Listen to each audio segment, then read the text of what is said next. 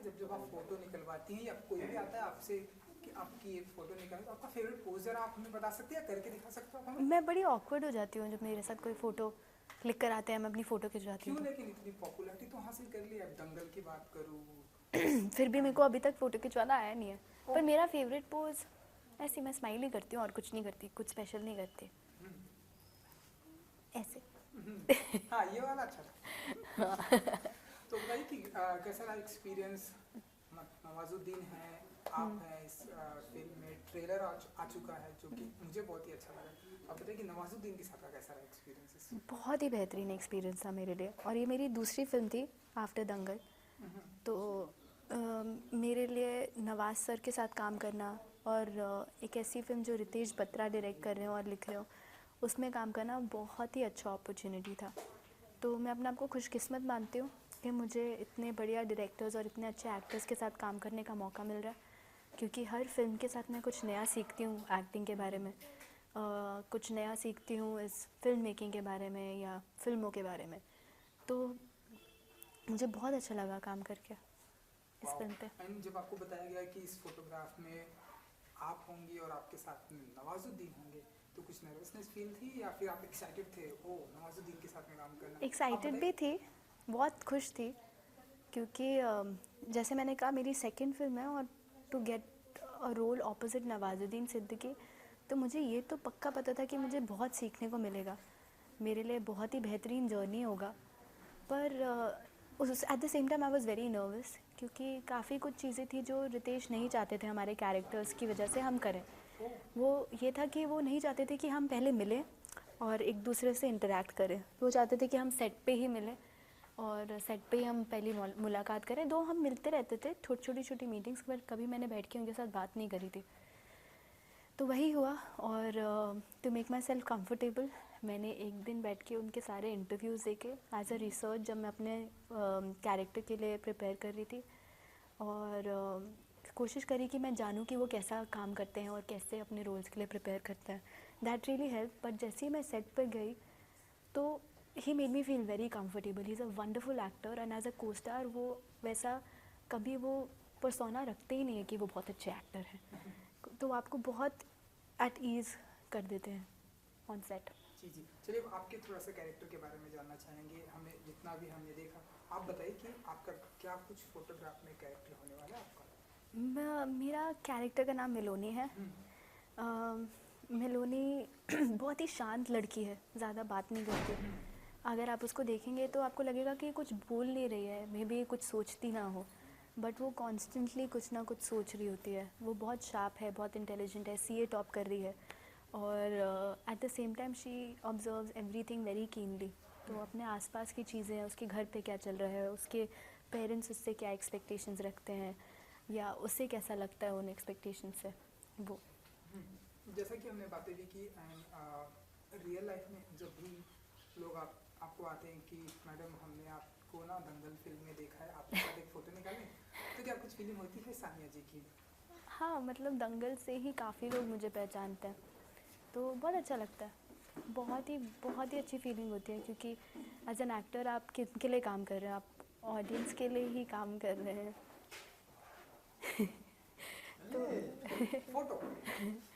तो आप ऑडियंस के लिए ही काम कर रहे हैं, और जब वो लोग आकर आपको बताते हैं कि उनको आपका काम अच्छा लगा और वो आपके साथ फ़ोटो खिंचाना चाहते हैं, तो उससे अच्छी फीलिंग और कुछ नहीं होती। ये जो अभी एक हमने फोटो देखी थी हितेशी, सो इस तरह के पोज आप ऐसे स्पॉन्टेनियस दे लेती हैं जैसे कि अभी आपने दिया, स्पॉन्टेनियस हो जाता है ये सानिया तो जी की मेरा तरह? बचपन का टैलेंट ओह है। हाँ, ये कहीं पे भी पोस्ट देने का, फ़ोटो खींचते समय। नहीं यार, I am really bad at getting clicked.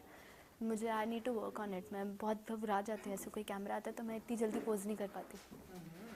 अच्छा, फिल्म की अगर मैं बात करूँ, स्क्रिप्ट की बात करूँ, तो हमने सुना कि आपको बहुत पहले ही अप्रोच की गई थी, लाइक दंगल के टाइम पे आपको ये अप्रोच की गई थी? दंगल रिलीज़ होने के बाद। दंगल रिलीज होने के बाद ही आपको अप्रोच की गई थी इस तरह की फिल्म, तो आपने तब से तैयारियां करना चालू कर दिया था, या आप बताइए क्या कुछ? ये हमने शूट करी थी 2017 में। हाँ, मतलब हाँ, दंगल। हाँ, संजय जी को सब पता है। तो अक्टूबर में हमने 2017 में ये शूट करी थी फिल्म, और ये मेरी सेकंड फिल्म थी पोस्ट दंगल। तो और ये मेरे को दंगल के बाद ही मतलब मैंने इस पे काम करना स्टार्ट किया था। उसके बाद मतलब बड़ी सारी फिल्में आ गई, उसके बाद बधाई हुई, बधाई हो के बाद पटाखा हुई, पर पटाखा सबसे पहले आई। पटाखा सबसे पहले है। क्योंकि जब भी आप अपनी टाइम की प्रॉब्लम है, जब भी आप अपनी ऐसी कोई फोटो न्यूज़पेपर में, इंस्टाग्राम में, कहीं भी आप देखती हैं, आपको फोटो जब पसंद नहीं आती है कि अरे यार ये आपका पोज अच्छा नहीं है, वो पसंद नहीं आती, तो या फिर जब फोटो पसंद आती है जो भी है, तो क्या कुछ फीलिंग होती है कि यहाँ पर थोड़ा चेंजेस होना चाहिए था, ये फोटोग्राफर ने कैसी फोटो निकाल ली, ये नहीं, मैं पता है कभी नहीं सोचती इस बारे में। तो मुझे लगता है हम खुद की फ़ोटो देख के ज़्यादा जज करते हैं, लोग इतना कुछ हमारी चीज़ों को जज नहीं कर पाते। हाँ ये तो है। तो मुझे लगता है हाय मेरे बाल नहीं ठीक लग रहे, पर वो दूसरे लोग नहीं देख पाएंगे कि वो मेरे बाल ठीक लग रहे हैं नहीं लग रहा है। तो मैं इन चीज़ों पे ज़्यादा ध्यान देती नहीं हूँ।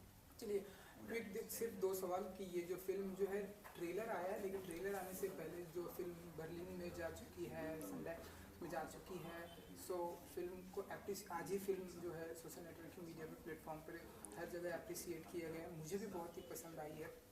क्या कुछ फीलिंग होती है फिल्म रिलीज़ होने से पहले ही, जब इतने सारे फेस्टिवल्स में जा चुकी लोगों को पसंद आ रही हो तो? बहुत अच्छा फीलिंग होता है। इनफैक्ट सनडांस और बर्लिन दोनों में we watch the film with a different audience all together. वो एक ऐसी ऑडियंस थी जो हिंदी बोल भी नहीं पाती थी, तो हमें ये लग रहा था कि मुझे ये लग रहा था कि वो कैसे कनेक्ट करेंगे अ स्टोरी जो बॉम्बे में सेट है, लोग हिंदी बोल रहे हैं, उनको जोक समझ आएंगे नहीं आएंगे, उनको वो इमोशन समझ आएगा नहीं आएगा। बट मुझे लगता है फिल्मों का, प्यार का और ये जितने भी इमोशंस हैं, इनकी कोई बाउंड्री नहीं है, कोई लैंग्वेज इसको डिफ़ाइन नहीं कर सकता। मतलब अगर कनेक्शन बनना है तो अगर आप हिंदी बोलते भी ना हो, ये तो फिल्म देखकर आप वो एक्सपीरियंस कर सकते हो। तो बहुत ही अच्छा एक्सपीरियंस था। सनडांस में बहुत सारे लोगों ने फ़िल्म देखी, 1800 कुछ लोगों ने फ़िल्म देखी जहाँ हमारा प्रीमियर हुआ। और बर्लिन में भी बहुत ही बड़ा वेन्यू था और बहुत सारे लोग वहाँ पे देख रहे थे। तो जब हम देख रहे थे कि लोगों को इतनी पसंद आ रही है, तो आई वाज जस्ट होपिंग कि जब हमारी फिल्म इंडिया आएगी तो वही कनेक्शन अपनी ऑडियंस को भी फील हो इस फिल्म से। और आई एम श्योर होगा, क्योंकि बहुत ही रिफ्रेशिंग है as an audience. When you watch the film you want to know these two characters, you want to be a part of their life and want to know them more. तो मुझे लगता है कि I hope जब हमारी audience ये film देखे तो उनको भी इतना ही अच्छा लगे जितना ट्रेलर अच्छा लगा या सनडांस और बर्लिन में लोगों को पसंद आए। एक आखिरी सवाल सानिया जी, प्रेजेंट टाइम में हम देखते हैं, खास करके एक्टर की लाइफ में हम जब देखते हैं किसी की पर्सनल फोटो जब लीक हो जाती है, क्योंकि फिल्म का नाम है फोटोग्राफ, इसलिए मैं आपसे जानना चाहूँगा जब भी किसी की पर्सनल फोटो लीक हो जाती है या हैकर के माध्यम से या सोशल मीडिया पर लीक हो जाती है, बहुत ही ट्रोल की जाती है, वायरल होती है, जो कि ऐसा नहीं होना चाहिए, तब ऐसे लोगों को क्या कुछ कहना चाहेंगे जो लोग? मुझे समझ नहीं आया टू बी ऑनेस्ट आपका क्वेश्चन। मतलब जो लोग फोटो लीक कर देते हैं, हाँ, जो हैकर्स जो होते हैं फोटो को लीक कर देते हैं, खास करके हम कई बार देखते हैं ढेरों सारे एक्टर की फोटो लीक हो जाती है। हाँ, सेट से या कुछ सेट किससे। से बात करें, उनके लुक कभी कभी रिवील हो जाते हैं। हाँ, जो डायरेक्टर वो तो आपके हाथ में नहीं है ना, ऐसी हाँ, चीज़ें तो आपके हाथ में नहीं है, और ट्रोल होना भी आपके हाथ में नहीं है। It's how you like receive those trolls. अगर आपको इतना इम्पोर्टेंस रखते हैं कोई इंसान जिसकी शक्ल भी नहीं आप देख सकते, उनका ओपिनियन, तो मुझे लगता है वो आपको चेंज करना चाहिए। तो अगर आपको कोई ट्रोल कर रहा है जिसको आपकी शक्ल भी नहीं पता है या आपको उनकी शक्ल भी नहीं पता और उनका अगर आपको ओपिनियन इतना हर्ट कर रहा है, मुझे नहीं लगता करना चाहिए। चलिए, तो 15 मार्च को आपकी फिल्म फोटोग्राफ रिलीज होने वाली है, तो कितनी एक्साइटेड हैं, और अपने फैंस को क्या कुछ कहना चाहिए जो बोलते हैं एक फ़ोटो ले लें आपके साथ? मैं बस ये कहना चाहूँगी कि ये फिल्म मेरे लिए बहुत बहुत स्पेशल है। अगर आप लोगों ने ट्रेलर नहीं देखा है फ़ोटोग्राफ का तो प्लीज़ जाके देखिए, यूट्यूब पर है ये ट्रेलर। और 15 मार्च को ये आ रही है। फिल्म में नवाजुद्दीन सिद्दीकी हैं, it's directed by Ritesh Batra. ये दो बहुत ही बेहतरीन लोग हैं और मैं बहुत लकी हूँ कि मुझे उनके साथ काम करने का मौका मिला। प्लीज़ जाके देखिए फ़ोटोग्राफ 15 मार्च को। Thank you so much. Thank you, good luck. Thank you so much.